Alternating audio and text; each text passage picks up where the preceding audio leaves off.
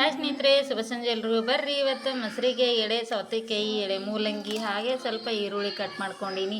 ಹೀಗೆ ಸೌತೆಕಾಯಿ ಮತ್ತು ಮೂಲಂಗಿನ ಈ ಥರನಾಗಿ ತಿರುಗೋ ಮನೇಲೆ ತುರ್ಕೊತೀನಿ ನೋಡ್ರಿ. ಕಟ್ ಮಾಡೋ ಈರುಳ್ಳಿ, ಮೂಲಂಗಿ, ಸೌತೆಕಾಯಿ, ಇದಕ್ಕೀಗ ಸ್ವಲ್ಪ ಕರಿಬೇವು, ಕೊತ್ತಂಬರಿ, ಹಾಗೆ ಉಪ್ಪು, ಸ್ವಲ್ಪ ಸಕ್ಕರೆ ಇದೆಲ್ಲವನ್ನು ಹಾಕ್ಕೊಂಡು ಇವಾಗ ಇದನ್ನು ಚಲೋ ತಂಗೊಂದ ಮಿಕ್ಸ್ ಮಾಡಿಕೊಂಡು ಇದಕ್ಕೆ ನಾವು ಇವಾಗ ಇಲ್ಲಿ ನಾನು ದೊಡ್ಲ ಮೊಸರು ತೊಗೊಂಡಿದ್ದೀನಿ. ನೀವು ಮನೆಗೆ ಹೆಪ್ಪಕ್ಕಿರೋ ಮೊಸರು ಇದ್ದರೂ ಆ ಮೊಸರು ಕೂಡ ಹಾಕ್ಬೋದು.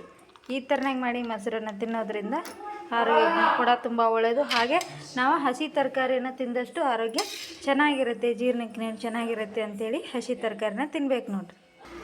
ಇದೆಲ್ಲ ಮಿಕ್ಸ್ ಆದ್ಮೇಲೆ ಇದಕ್ಕೆ 1ರಿಂದ 2 ಸ್ಪೂನಷ್ಟು ಇಷ್ಟ ಹುರಿಗಡಲೆ ಪುಡಿಯನ್ನು ಹಾಕ್ಕೊಳ್ತೀನಿ. ಪುಟಾಣಿ ಪುಡಿ ಇದು ನೋಡಿರಿ. ಹುರಿಗಡಲೆ ಪುಡಿನೂ ಹಾಕಿ ಎಲ್ಲ ಮಿಕ್ಸ್ ಮಾಡಾಯಿತು. ಸೂಪರಾಗಿಂತ ಮೊಸರು ರೆಡಿ ಆಯಿತು. ಈ ಥರನಾಗಿ ಹಸಿ ತರಕಾರಿ ಮೊಸರು ನೀವೊಮ್ಮೆ ಮಾಡಿ ನೋಡಿರಿ.